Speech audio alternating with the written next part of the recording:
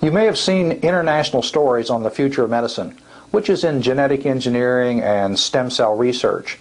Now, how that applies to hair restoration is a new technology called PRP, or platelet-rich plasma. We're actually able to take a patient's own blood, separate the stem cells and growth factors, and then apply this into the thinning or balding area.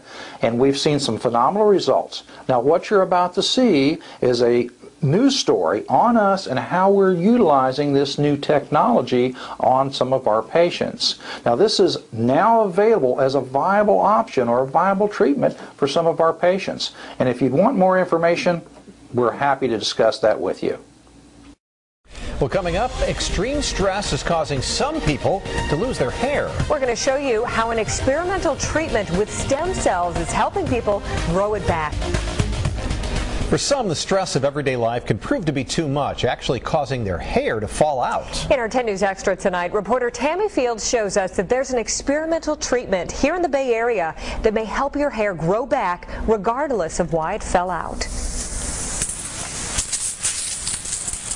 Under the hot Florida sun, why in the world would 30-year-old Russel Gibson be sporting a knit stocking cap? In nearly 3 years, hardly anyone has seen him without it.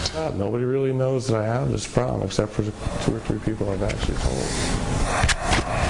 In his garage, in private, when no one is home, is the only time he removes it.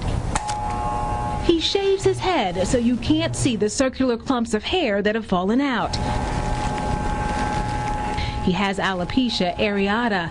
It's an autoimmune disease where white blood cells attack the hair follicle, which stops hair growth on the scalp and on the body too. It just became multiple patches all over.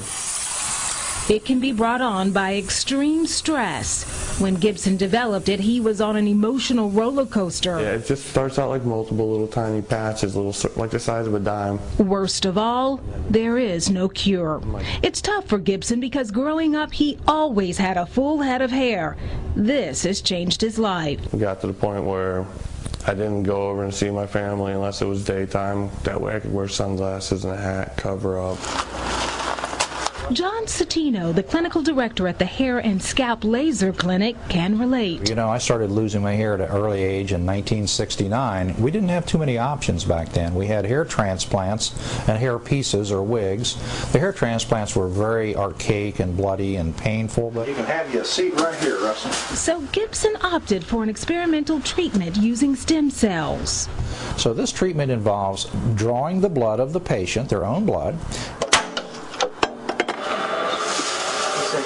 It's then separated, and it's called PRP, or platelet-rich plasma, which contains stem cells and growth factors. A laser is used to agitate the skin so the stem cells can migrate into the hair follicles. Are you doing okay with this rate? Those factors then are injected into the scalp in the affected area. Patients are expected to see results after about 3 months. Their results are going to be published in a study. Gibson is just hoping he finally can get his life back. That's what I'm known for. I'm just the goofball. So by August, I plan on taking all my hats and having a big bonfire and never wearing a hat again, to be honest. In Largo, Tammy Fields, 10 Connects.